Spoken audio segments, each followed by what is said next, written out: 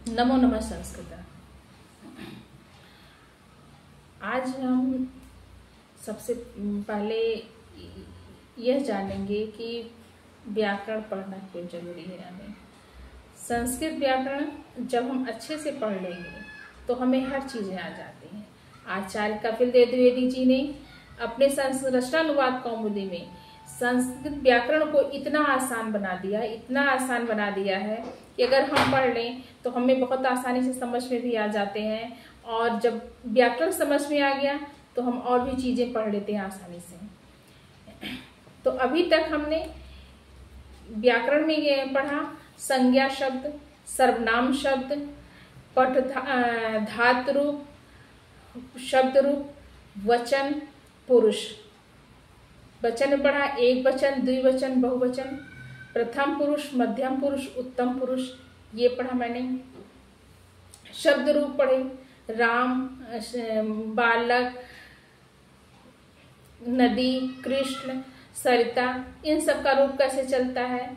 गृहिणी का, पुष्प का, गृह का, पुष्प का, इसका रूप कैसे चलता है, ये हमने जाना।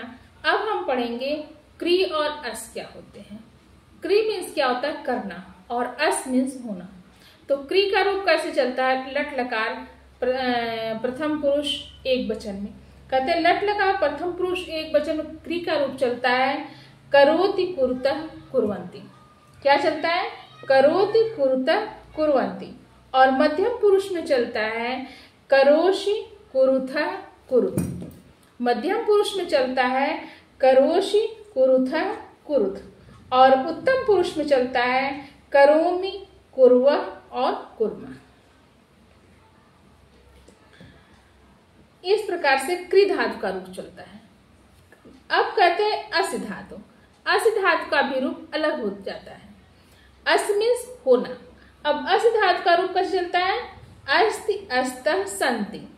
और हम बालक शब्द का रूप कैसे बनाते हैं, पठति, पठतः, पठन्ति।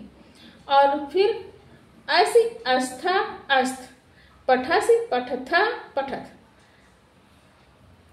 अस्मि उत्तम पुरुष हो जाएगा अस्मि, स्वः, अस्म। इस तरीके से अस धातु का रूप चलता है।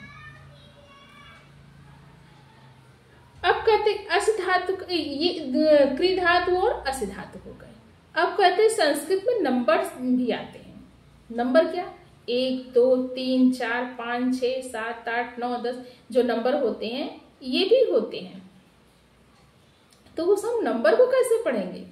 नंबर होता है 1, 2, 3, 4, पंचमी, पंचम, षष्ठ, सप्तम, अष्ट, 9, 10। तो इस तरीके से नंबर भी चलते हैं संस्कृत में।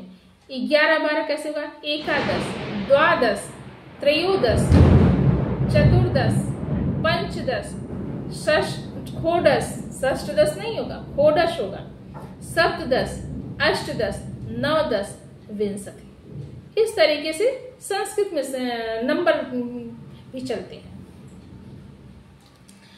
अब कहते हैं च।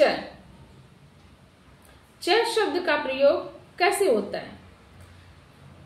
च शब्द, च मीन्स और। जैसे हिंदी में हम बोलते हैं माता पिता, माता और पिता, राम और श्याम, लड़का और लड़की है, इस तरीके से बोलते हैं। लेकिन संस्कृत में हम ऐसे नहीं बोलते। संस्कृत में हम कहते हैं माता पिता च, या राम श्याम च, रामम श्यामम च, बालका बालिका च। तो 2 शब्दों के बाद च शब्द का प्रयोग होता है। अगर हम कह दें रामः च श्यामः च तो यह अशुद्ध शब्द बन जाते हैं। शुद्ध क्या होगा, रामः श्यामः च। तो च शब्द का ये प्रयोग होता है। अब ये छोटी छोटी चीजें जानना हमारे लिए बहुत जरूरी होता है व्याकरण में, जिसकी वजह से हमारे सारे सेंटेंस बिगड़ जाते हैं। जैसे हम अनुवाद करते हैं तो जैसे ट्रांसलेशन अगर हम इंग्लिश में करते हैं तो ग्रामर का कुछ भी गलत हुआ, इज, एम, आर, तो कहाँ पे क्या लग रहा है, कहाँ पे क्या लग रहा है, ये नहीं जान पाते तो गलत हो जाता हमारा ट्रांसलेशन इंग्लिश का। उसी प्रकार से संस्कृत में जब ट्रांसलेशन करेंगे, संस्कृत में जब अनुवाद करेंगे, उसमें भी इन छोटी छोटी बातों का ध्यान देना बहुत जरूरी होता है, जिसको कि हम अक्सर छोड़ देते हैं पढ़ना। तो अब आगे क्या पढ़ते हैं, विभक्ति। संस्कृत में 7 विभक्तियां होती हैं, लेकिन संबोधन को लेकर के 8 हो जाती हैं। कारक कितने होते हैं, 7 होते हैं, और सबके अलग अलग चिन्ह होते हैं। संस्कृत में कितने 7 विभक्तियां कौन, प्रथमा, द्वितीया, तृतीया, चतुर्थी, पंचमी, षष्ठी और सप्तमी विभक्ति, और सबके अलग अलग चिन्ह भी होते हैं। कैसे, क्योंकि जब उसका चिन्ह नहीं जानेंगे कैसे पता करेंगे ये किस विभक्ति का है, तो उसके लिए सबके अलग अलग चिन्ह होते हैं। जैसे राम ने श्याम से कहा, तो यहाँ पे क्या हो गया, राम श्याम च कथयति। तो राम ने श्याम से कहा, तो इसमें राम ने, रामा हो जाएगा, प्रथमा विभक्ति का आ जाएगा, ने चिन्ह आ जाएगा। तो जो विभक्तियां होती हैं उनके कारक भी होते हैं। कारक कौन कौन से होते हैं, कर्ता कारक, कर्म कारक, करण कारक, संप्रदान कारक, अपादान कारक, संबंध कारक, अधिकरण और संबोधन। अब इन सब के अलग अलग चिन्ह भी होते हैं। प्रथमा विभक्ति में कर्ता कारक आता है और इसका चिन्ह होता है ने। द्वितीय विभक्ति में कर्म कारक आता है, इसका चिन्ह होता है को।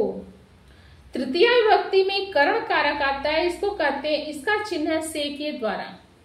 चतुर्थी विभक्ति में संप्रदान कारक होता है, जिसका चिन्ह है के लिए। पंचमी विभक्ति अपादान कारक होता है, जिसका चिन्ह है से। षष्ठी विभक्ति में संबंध कारक होता है, जिसका चिन्ह होता है का, के की, नानेनी, गागेगी, इस प्रकार से।